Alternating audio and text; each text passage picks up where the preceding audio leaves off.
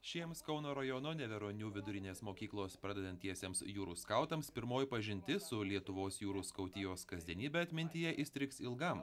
Emocijų čia tikrai nestigo. Bene labiausiai jaudinosi pirmą kartą irklą rankose laikantieji. Kitiems su užduotimis susitvarkyti sekėsi kur kas paprasčiau. Sunkiau mažesniem gal truputėlį, bet paskui viskas susilygino.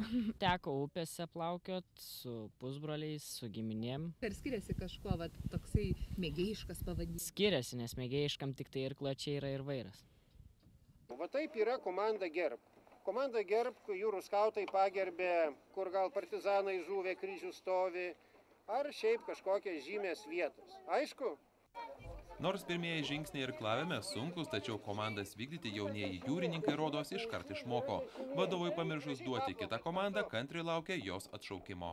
Jie labai nori ir čia penktokai ir dešimtokai mano auklėtiniai, tai kaip vyresnieji tiesiog jie padės ir prižiūrėti penktokus, o penktokai labai norėjo ir dar liko mokykloje tie, kurie neatvažiavo, dar norinčių liko.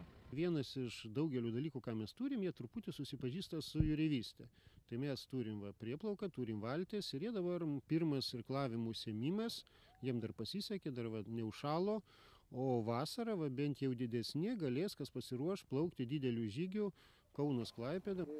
Ši Lietuvos jūrų skautijos ir Kauno jūrų skautų laisvalaikio centro bendra veikla dalis Europos socialinio fondo ir Lietuvos Respublikos lėšomis finansuojamo projekto neformaliojo švietimo programų paslaugų rėmimo sistemos sukūrimas savivaldybėse.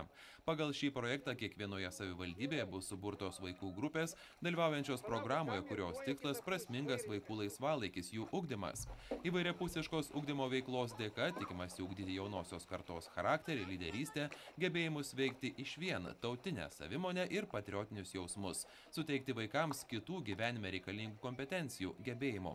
Be to, įgyvendinus šį projektą bus parengtas nemažas būrys specialistų gebančių dirbti pagal pažanges neformaliojo ugdymo programas.